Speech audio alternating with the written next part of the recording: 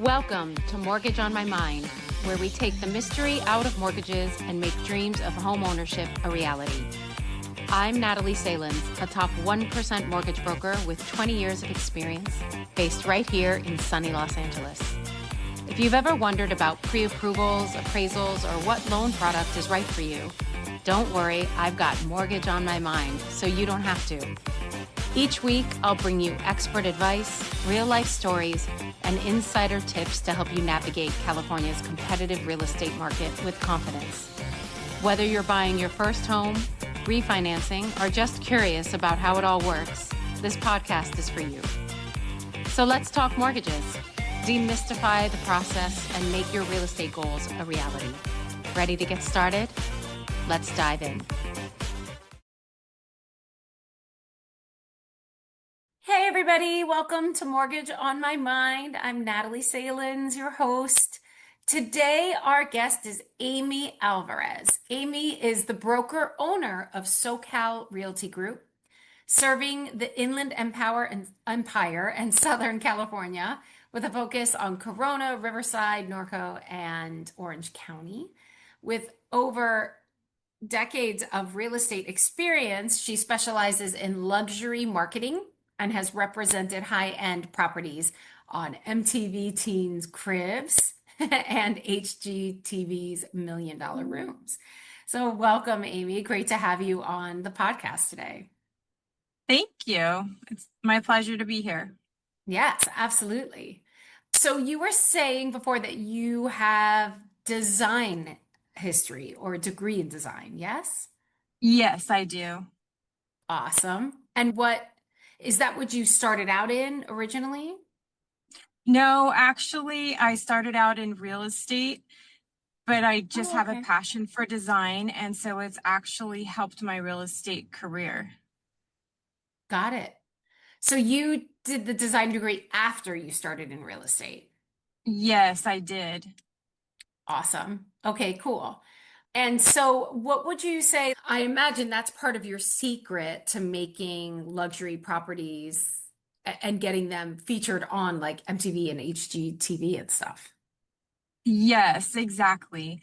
And actually, HGTV and MTV Cribs and actually HGTV vacation properties, they all found my listings online while I was marketing them for sale. And then they contacted me and asked me if they could feature them. Oh, cool. Okay. And then they asked me who the designer was, and I told them it was me. And then they said, wow, even better. We have the realtor and the designer. Got it. That's very cool. And so did you design all of those as well? Like you Yes. did the staging and the design for those? Yes. And a couple of the houses, one of the houses, the property that was featured, that was the vacation home, that was actually a flip property that I did, that I purchased myself, and I remodeled everything and I was flipping it. And then they found it online, and that was in La Quinta, California. And then the one property that was featured on Million Dollar Rooms, I actually designed and ran the contractors that did the entire outdoor space. Oh, the outdoor space. Okay. Yes. So the Million Dollar Rooms was actually outdoor space. It was a backyard that was over $1 million. Whoa. And yes, it was really beautiful. What was it? For $1 million just outside? Just outside. Holy moly. Okay. What was it? What's $1 million get you on the outside? It doesn't seem like much, but it was all very high end and very beautiful. It was actually European designed backyard and interior.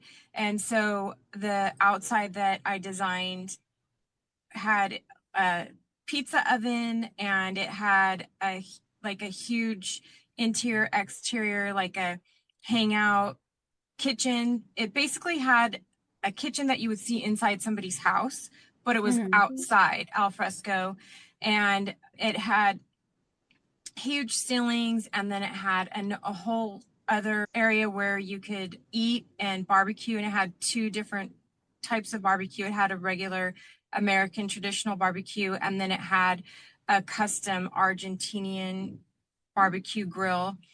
And that was all built in and had a big chimney over it. And then the stucco on the walls were actually smooth stucco. And we had, obviously it was all brand new construction, but we made it look old. So we had pieces of old school brick, like looking like they were broken out, like chipped out of the stucco. And so that was, and there was like a full restaurant style pizza oven in there, and like a full restaurant style refrigerator where you could see through all of the glass and see like everything that's in the refrigerator, and then a full restaurant style ice maker. And it was just set up like a restaurant and like a real kitchen, but it was in the backyard. Wow. And yeah, and then the entire backyard, it was actually on 5 acres, and the entire backyard had surround sound. So whatever was playing on the TV, you could hear it throughout the entire property. And did it also include like a pool, I imagine? It did. Yeah. There was a huge pool, and there was a step, like a 24-inch step for sunbathing or whatever. I forget exactly what it's called right now, but I'm sorry, I'm just a little nervous. I don't know why. Oh no. Oh, don't. Yeah. But, yeah, it's funny. I've been on TV, but I'm like nervous doing an interview. A little podcast. Yeah. Yeah, a little podcast and interview. But anyways, there is a custom step that actually was made out of mosaic that I designed. And the person that designed the mosaic tiles for us actually is the same person that designed the mosaic tiles for Caesar's Palace in Las Vegas. Oh, wow. Okay. And so I sent him a drawing of what I wanted, and he actually created a template and created the mosaic, and we had it shipped. So cool. Yeah, just for the bottom of the pool. And that was like one of the first pools that you ever saw mosaics on the bottom of the pool. But for me, I wanted it to look a certain way. And it didn't make sense to me that they could do these beautiful mosaics in fountains in Vegas, but why can't you do it in a pool? So I think that was something huge that really caught HGTV's attention. Yeah, that's a lot. That's beautiful. $1 million backyard. How could it not catch people's attention? And it was an infinity edge pool. Sure. And we used. Where was the house again? The house was actually in Corona Hills, California. Okay. Got and it. was on 5 acres, and it was backed up to the Cleveland National Forest. And the house itself was also a custom house.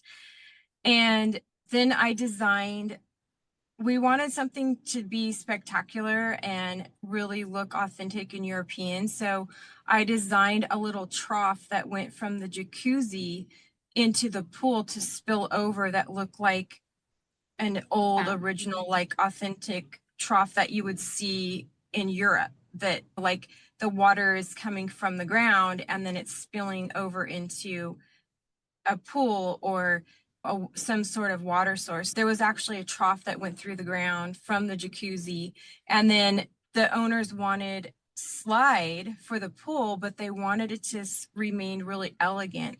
So we actually did the unthinkable with that, and we built a structure out of block to make the slide. And all the pool builders were saying, you can't build a slide with flat land. You have to build it into a slope. And so this was something that we worked together with the builder and created a design to be able to build a wall and hide the slide behind the wall. And that wall had a water feature. So at the top of the slide, we also created a round, like a wading pool at the top before you went into the slide.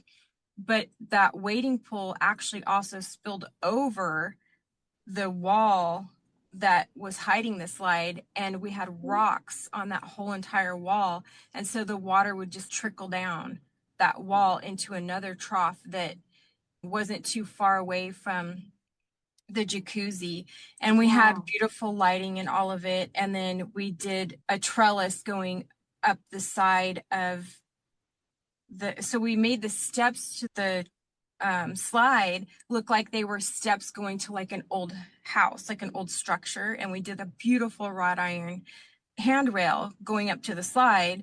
And we did a trellis with carpet roses going up. So they were just like hanging off the side of the slide, which looked like it was like an old piece of wall, but it was really this slide that we had just hidden and made it a beautiful feature for the backyard. And then also another great feature that we had was we had water, 4 streams of water coming out of the ground going into the pool. So it made the pool look like it was just this giant water feature. And the water, the actual water spouts themselves were color changing. So you could change them to any color that you wanted. So it looked like a giant fountain, if you could picture it. So there was like 4 giant streams of water going out of the like I want to see pictures. Yeah, exactly. No, it was really beautiful. And then behind where the kitchen was, there was a huge fire pit that overlooked the city lights.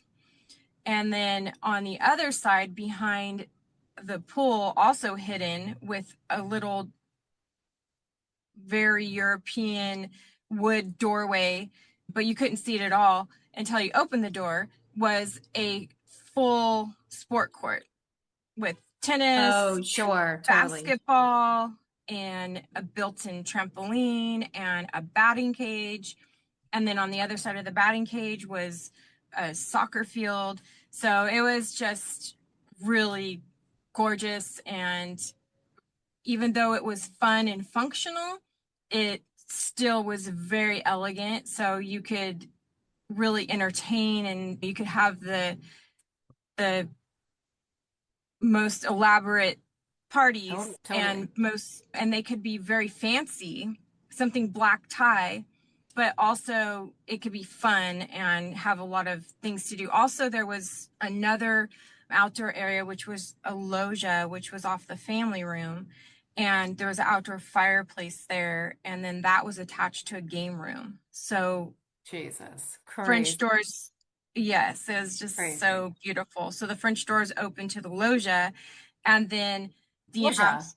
A loggia it's an outdoor, like a living room. Got it. Okay. And it's called loggia. I've never heard that before. Right. Yes. Outdoor living room. So cool. Yeah. Okay. Thank you. And then the last part of the backyard was the entire house was built around a courtyard. And so the whole courtyard attached to the entire backyard. And so when you open the door to the house, you see this huge courtyard, and there was actually a lot of seating area there in the courtyard also, with trellises and big columns, and everything was super authentic and looked European and old world. Even though it was all brand new, we made it look elegant, but still old world. Sure, it's both.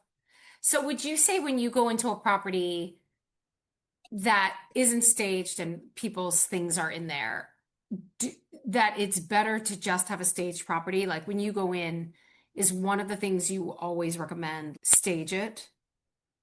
Yes, absolutely. That's the number one thing that I always recommend. And I tell people, I'm going to hurt your feelings more if I don't get you a lot of money for your house. So I'm going to have to hurt your feelings a little bit and ask you to move some things around, pack some stuff up, paint some walls, get rid of some furniture.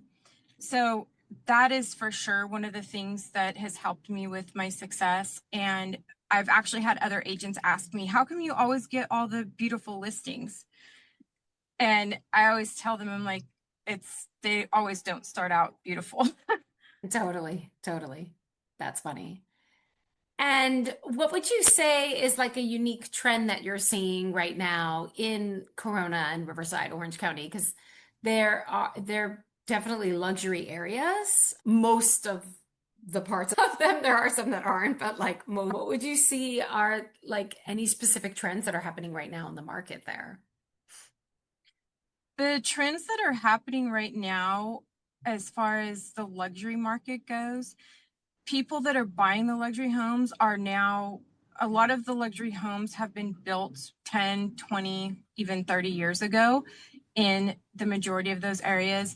So now a lot of people, they're really looking, and so a lot of those homes need to be updated. And so the trend in the luxury market is people really are trying to find a house that is turnkey. Okay, so people would prefer find a house that's already been updated rather than find a house that's a little bit less and updated themselves. Yes, exactly. Interesting. And why don't you think on these kind of luxury homes, when the prices are in the millions, and so wouldn't you say that it's so much less money to just find one that isn't updated and update yourself than find a fully renovated? Yes, 100%. And that is the, Just people don't care.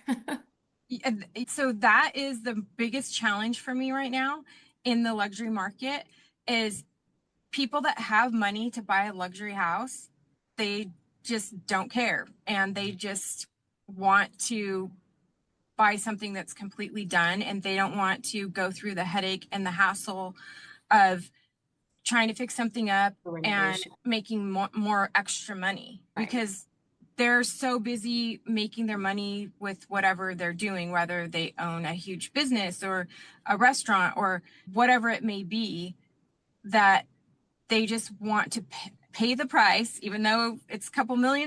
That seems like it's a couple million is, or 5 million, doesn't matter. Or more, yeah, exactly. Or more, or 10 million. We're in California, millions of dollars. And so they're just ready to pay millions of dollars to get what they want. And they don't want to go through the headache of fixing anything up.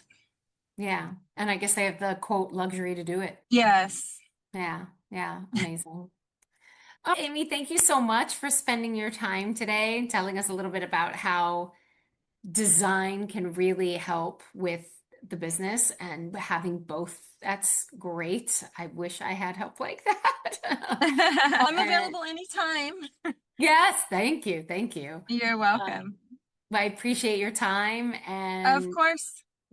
and we will hopefully talk soon. Sounds good. Thank you for having me Thank on. you. Take care. You Okay. too. Bye.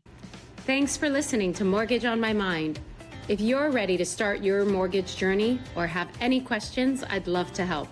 With 20 years of experience, I make the process as simple and stress-free as possible. Check the show notes for my contact info, and don't forget to subscribe, leave a review, and share this podcast. Until next time, I'm Natalie Salins, here to help make your real estate dreams a reality.